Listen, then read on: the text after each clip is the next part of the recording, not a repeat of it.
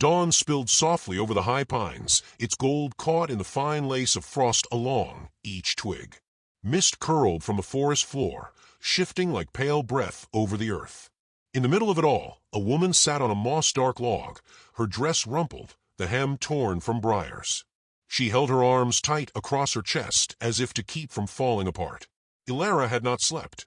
She had tried, curled against a tree, listening to the deep, steady heartbeat of the night, but the cold had worked its way into her bones, and the quiet was too full of the cart's memory, the wheel ruts, the jolt when it stopped, the crunch of her kin's boots on the dirt. They had not looked back when they left her. No words had been spoken. Their silence had done the work of any sentence. The day before, she had been someone's daughter, someone's sister, someone's wife. Today she was nothing to them. A woman who could not give a child was of no more use than an empty well. Those were the words she had once overheard from her brother's lips. He had said it without malice, only a plain statement, like talking about the weather. That was worse somehow. Her fingers ached as she rubbed warmth into them. She thought of walking, north maybe, where the woods thinned, but her legs felt too heavy, and the world beyond the trees seemed as unsure as the one she'd left behind. The quiet deepened, broken only by the drip of melting frost. She lowered her head, letting her hair hide her face, until she heard it, a soft whisper, the unmistakable sound of someone trying not to be heard. Two small figures emerged from between the pines. A boy tall for his age, with a wary look in his brown eyes. A girl younger, her hair in two crooked braids, carrying a wooden pail in both hands. They stopped a few paces away, studying her. The girl's gaze was wide and open. The boy's stayed guarded, weighing whether she was danger or simply strange. The girl stepped forward first, shifting the pail to one arm and holding out a piece of bread. It was rough and dark, the kind that filled the belly if not the tongue. "You look hungry," she said, her voice small but certain. Ilara's pride rose sharp, but her body betrayed her with a pang so deep it made her eyes sting. She took the bread slowly, the girl watching as if she'd offered something precious. The first bite was dry, but she chewed carefully, aware of crumbs catching in her throat. "Our place is that way," the boy said, nodding toward the slope where the trees began to thin. "Pa will want to know about you." She shook her head. She wanted no one to know. But the girl slipped her hand into Ilara's as though she had already decided, and the warmth of it was such a rare thing she found herself standing. They led her through the trees to a clearing brushed with pale sun. A man was there, working a fence post into the earth. He looked up as they approached, and his gaze found her in a way that did not scrape or measure. He was weathered in the way of men who work outdoors year after year, skin tanned deep, eyes calm as still water, the lines on his face carved by both labor and patience. The boy spoke first. "We found her in the woods, Pa." The man set aside his tools, straightening slowly. There was no question in his look, only a steady assessment, as though he were seeing whether she could stand another mile, or whether she might crumble where she was. Without asking her name or where she came from, he said, "The cabin's near. You should warm yourself." He took the small bundle she carried without ceremony, slinging it under one arm. They walked together toward the house. The children chattered about the frost melting, about the new calf born last week. She answered little, but listened, letting their voices carry her forward. The house sat low against the rise of a land, built from pine logs darkened by years of weather. Smoke rose from its chimney, the air rich with the scent of wood and something cooking. Inside, warmth pressed close. The man's sister, a woman with kind eyes and quick hands, moved about a wooden table, ladling stew into bowls. She was introduced as Miriam, though the man still had not offered his own name. Ilara sat where Miriam pointed, hands in her lap. The bowls set before her steamed, filling her senses with carrots, onions, and beef. "You'll take your strength better with a full belly," Miriam said, as though that were the end of the matter. Ilara ate slowly, conscious of the others watching. The man's presence was quiet but not absent. She could feel him near, as one feels the sun through a window. The children ate quickly, swinging their feet beneath the bench. When the meal was done, she murmured her thanks, already deciding she would slip away before sunrise. But night has a way of loosening decisions. In the small room Miriam had given her, a narrow bed, a quilt of mismatched patches, Ilara lay listening to the wind scratch at the shutters. She had almost closed her eyes when the door eased open, and the little girl stepped inside, clutching a folded blanket. "Can't sleep when someone's crying," the girl whispered. Ilara had not realized she'd been making a sound. She took the blanket, but the child crawled up beside her instead, curling close. The warmth of that small body, the trust of it, wrapped around her in a way she hadn't felt in months.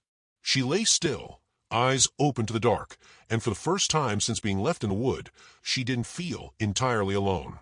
Morning would come, and with it the choice she still thought she would make. But tonight, in a cabin that smelled faintly of bread and pine smoke, she allowed herself to breathe, as though she might stay. The days slid by with a quiet rhythm she had not known in years. No one pressed her for answers, and that absence was a kind of mercy. Jonah, she had learned his name on the second morning when Miriam called it across the yard, simply handed her small tasks. She shelled beans on the porch steps, her fingers working in the low hum of the children's voices. She fed the hens, their feathered bustle at her feet, a welcome distraction from thought. Each night, she told herself she would leave at first light, yet each dawn found her still there, listening for the clatter of the children in the kitchen. Annie was the easiest to grow close to. Her laughter spilled freely, and her small hand sought Alara's without thought. Luke took longer. He studied her the way a wary colt watches a stranger's hand, but when she listened to him describe the trout in the creek with patient attention, some of the tightness in his shoulders eased. Jonah remained a steadier presence, his voice low, his movements unhurried. He rose early, rode out into the pastures, mended what was broken, returned with the sun on his shoulders. Sometimes he spoke to her, and sometimes not, but there was no sharpness in the silence between them. If he wondered why she was there, he kept it to himself. One afternoon, while drawing water from the well, Miriam leaned on the handle of her basket and studied Alara. "I don't see your husband about," she said softly, her words free of judgment, but not of curiosity. Alara kept her eyes on the water bucket, the rope creaking in her hands. "My family thought me barren," she said, the truth falling into the air without ceremony. "They left me in the wood." Miriam's gaze did not flinch. Some folks don't know what's worth keeping. She took up her basket and walked back toward the house, leaving Alara with the sound of the wind moving through the pines. Winter came without much warning. One day the air was brisk, the next it cut like glass. Jonah rode out one evening to bring in the last calf from the far pasture. Snow began to fall, thin at first, then thick as feathers shaken from the sky. Alara stood at the window, watching the white swallow the land, her pulse climbing with every hour he did not return. When at last the door opened, Jonah stepped in, snow in his hair, his coat heavy with ice. Without thinking, she was at his side, unfastening the buttons, laying out dry clothes by the fire. Miriam brought hot soup, but it was Alara who set it before him, her hands lingering on the table's edge. Jonah's eyes lifted to hers for a heartbeat longer than usual, as if weighing something that could not yet be spoken. The snow still lay deep the morning the wagon came. The children spotted it first, running inside with red cheeks. A man and woman climbed down, her brother and his wife. Their voices were honeyed with false concern, asking if she was well, saying they had been worried, that she ought to come back. She could see the truth in the set of their mouths. They had not come for her heart, but for their own sense of propriety, to quiet whatever talk might have begun in town.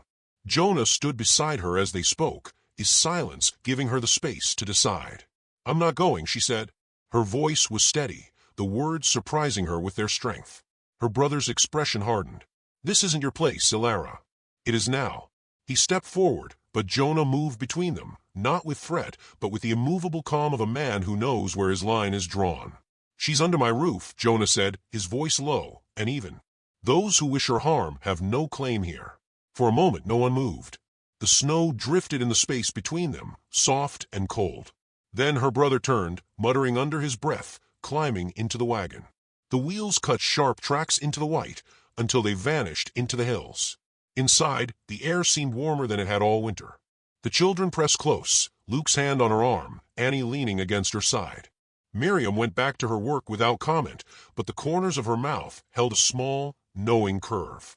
That evening, they gathered by the fire. Jonah read from the worn family Bible, his voice steady as the flames danced. Annie curled in Alara's lap, Luke resting a head against her knee. She looked around the room, the firelight on Jonah's face, the quiet comfort in Miriam's eyes, the weight of the children who no longer hesitated to touch her, and felt a truth settle deep inside her. Family was not the ones who shared your blood. Family was the ones who kept you when you had nothing left to give. She closed her eyes and let the warmth of it fill her, certain now that she was home. If this Wild West tale warmed your heart, saddle up and subscribe for more stories by the fire.